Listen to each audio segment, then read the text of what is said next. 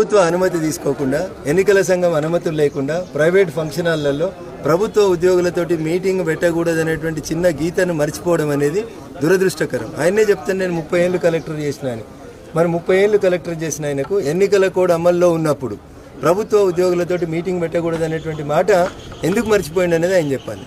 Flying squad ఇచ్చినటువంటి complaint మేరకి 106 మంది ప్రభుత్వ ఉద్యోగులు పొట్టగొట్టినారు. మీరు 10 సంవత్సరాలుగా మీరు ఎట్లయితే పైసలు పంచడానికి డిఆర్డిఏ సెర్ఫ్ ఉద్యోగులను వాడుకొని, సిఏలను వాడుకొని, ఊర్లలో ఉన్నటువంటి సెల్ఫ్ హెల్ప్ గ్రూపులకు సంబంధించినటువంటి మహిళా సోదరిమణులతోటి తప్పుడు పనులు చేపించి మీరు గెలుస్తూ వచ్చినారో డబ్బులు పంచి, ఇప్పుడు ఆ విధానం చెల్లదు అని అంటున్నాం. తప్పుడు పనులు ఇన్ ద సెన్స్ ప్రజాస్వామ్యంలో ఓట్ల కోసం డబ్బులు పంచడం అనేది తప్పు పని.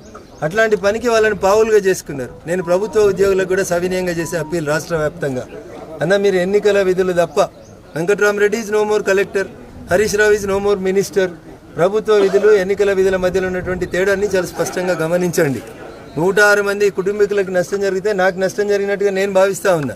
కానీ వెంకట్రామరెడ్డి గారు లాగా విల్లాల దావత్ చేసుకొని కాళ్ళ మీద కాలేసుకొని టీవీలకు బయట ఇవ్వలేదు రఘునందన్ రావు. ఉగాది రోజు కూడా ఎన్నికల ప్రచారంలోనే ఉన్నాడు. నిజంగా నీకు అంత ప్రేమ ఉంటే, నిజంగా నీకు ఎన్నికల నియమావళి మీద నీకు అవగాహన ఉంటే ఎందుకు పిలిచిన వాళ్ళని మీటింగ్కి, ఎందుకు నష్టం చేసిన వాళ్ళని? నేను ఎన్నికల సంఘాన్ని మీ ద్వారా అడుగుతా ఉన్నా. అమాయకులు, చిరుద్యోగులు, పేదలు మా పాత కలెక్టర్ కదా అని పిలిస్తే ఏమైనా పోకపోతే కష్టమవుతుందని వచ్చినటువంటి చిరుద్యోగుల మీద చర్య తీసుకున్నారు కదా కలెక్టర్ గారు. మరి ఇంత తప్పు చేసిన ఆయన, చదువుకున్న ఆయన, జిల్లా మ్యాజిస్ట్రేటు, కలెక్టరు, ఎన్నికలకు రిటర్నింగ్ అధికారి కూడా పనిచేసిన ఆయన ఈ తప్పు చేసింది కదా, ఆయనను ఎందుకు మీరు ఎన్నికలలో పోటీ చేయకుండా నివారించారు అనేది ఇలా ఎన్నికల సంఘం ముందు నేను ఉంచుతున్నటువంటి ప్రశ్న. It is a debatable issue, public ఆలోచించాల్సినటువంటి అంశం. రఘునందన్ రావుకి తెలియదు ప్రభుత్వ ఉద్యోగులతో మీటింగ్ పెట్టిండు, లేదా ఇంకొక ఆయనకు తెలియదు మీటింగ్ పెట్టిండు అంటే అది వేరు. అన్నీ తెలిసినావు నీవు కదా, నువ్వే కదా ఎన్నికల అధికారి. చాలా ఎన్నికలకు మీరు ఎన్నికల అధికారిగా పనిచేసారు కదా, డిస్ట్రిక్ట్ మ్యాజిస్ట్రేట్ అంటారు కదా కలెక్టర్ గారిని. నీకు ప్రభుత్వ ఉద్యోగులతో మీటింగ్ పెట్టొద్దని తెలియదా? ఏం చేద్దామని మీటింగ్ పెట్టినావు? డబ్బులు పెంచాలనే ఆలోచన ఎందుకు వస్తుంది నీకు? ఎందుకు గెలవాలనుకుంటున్నావు? నువ్వు గెలిచి ఏం చేస్తావో ప్రజలకు చెప్పు. 2021లో ₹1 ఖర్చు పెట్టకుండా మిమ్మల్ని ఎమ్మెల్సీ చేసిండు కేసీఆర్. 2021 నుంచి నీకు వచ్చిన 3 సంవత్సరాల ఎమ్మెల్సీ నిధుల్ని నువ్వు ఏడ ఖర్చు పెట్టినావో చెప్పు. ఇలా చెప్తున్నావు కదా మెదక్ ఎంపీ గెలిస్తే 100 కోట్లు ఖర్చు పెడతా అని. 2021లో మీరు ఎమ్మెల్సీ అయినారు కదా వెంకట్రామరెడ్డి గారు. 21 అయిపోయింది, 22 అయిపోయింది, 23 అయిపోయింది, 24కి వచ్చినాం. ఎందుకు మరి 3 ఏళ్ళకోలే 100 కోట్లు ఎందుకు ఖర్చు పెట్టలేదు? నీకు నిజాయితీ లేదు, నీకు చిత్తశుద్ధి లేదు.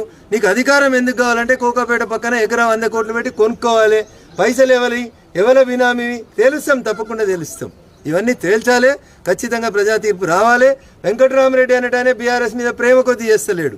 బీఆర్ఎస్ వాళ్ళు బలవంతంగా ఆయనతోటి పోటీ చేపిస్తున్నారు, పైసలు ఉన్నాయి ఖర్చు పెట్టి గెలుద్దామని చేస్తున్నారు. దాంట్లో భాగంగా అమాయకులైనటువంటి ఉద్యోగులను తీసుకుపోయి వాళ్ళతోటి పోయిన అసెంబ్లీ ఎన్నికలలో దుబ్బాకలో ఏ ప్రయోగం చేసిందో అదే ప్రయోగం చేద్దామని మళ్ళీ హరీష్ రావు ఆలోచించిండు. పాపం ప్రయోగం బెడిసి కొట్టింది, వాళ్ళని కూడా హరీష్ రావు కాపాడలేడు. అందుకని సిద్దిపేటలో ఉన్న ప్రభుత్వ ఉద్యోగ మిత్రులందరూ కూడా నేను 2 చేతులు జోడించి సవినయంగా చేసేటువంటి అప్పీల్, దయచేసి హరీష్ రావు ట్రాప్లో పడకండి. హరీష్ రావు కుటుంబంలో ఒకరిద్దరు ఇప్పటికే శ్రీకృష్ణ జన్మస్థానానికి పోయినరు. త్వరలోనే హరీష్ రావు గారు, వెంకట్రామరెడ్డి గారు, ఇంకో మిగతా వాళ్ళంతా కూడా అదే లైన్లో ఉంటారు.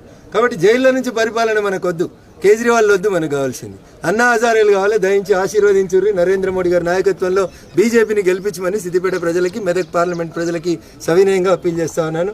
జై హింద్, జై భారత్. మీరు గత ఉప ఎన్నికలలో 2 ఎడ్లు ఇస్తా అన్నారు, నిరుద్యోగులకు వృత్తి ఇస్తా అన్నారట కదా, అది అమలు చేయలేదని చెప్పి ఈ ఎన్నికలలో వాళ్ళు ప్రచారం చేస్తున్నారు. సో మంచి ప్రశ్న అడిగినావున్నా.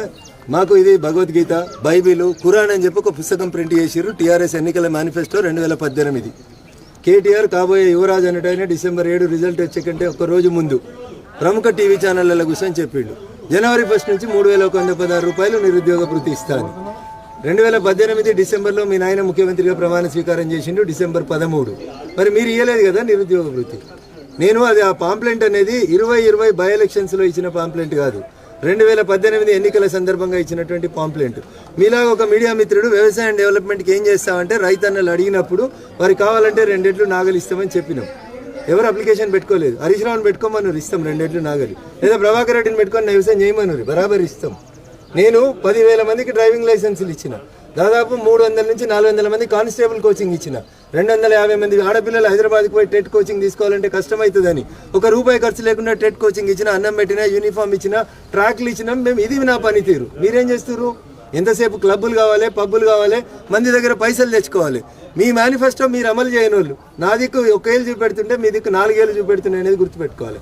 తీసుకొని రా 2018 పాంప్లెంట్ అది 2018 మీ మేనిఫెస్టో నా పాంప్లెంట్ రెండు పక్క పక్కన పెట్టుకుందాం. 2018లో నన్ను దుబ్బాక ప్రజలు గెలిపియలేదు, అయిపోయింది ఆ పాంప్లెంట్ సెన్స్. ఇది నా మాట కాదు, నీ మామని అడుగు చెప్పిండు. 2014లో నేను దళితుని ముఖ్యమంత్రి చేస్తా అని చెప్పిన మాట వాస్తవం, చేయలేదు. ఎలక్షన్స్కి పోయినా ప్రజలు నాకు 2018లో 88 సీట్లు ఇచ్చిర్రు, ఇక నేను చెప్పిన మాట అయిపోయింది కదా అన్నాడు. మర్చిపోయినా ఏంది? కావాలంటే బయట పంపిస్తాం మీకు. హరీష్ రావు కొంచెం జ్ఞాపక శక్తి ఉంటలేదు ఈ మధ్యలో, ఆలోచించమనుండ్రి. ప్రతిదానికి నేను చర్చకు సిద్ధంగా ఉన్నా. చాదనైతే కోమటి చెరువు చౌరస్తాకు అంబేద్కర్ విగ్రహం గారికి వాళ్ళ మేనిఫెస్టో మీద మా మేనిఫెస్టో మీద నేను చర్చకు రావడానికి సిద్ధంగా ఉన్నా. Thank you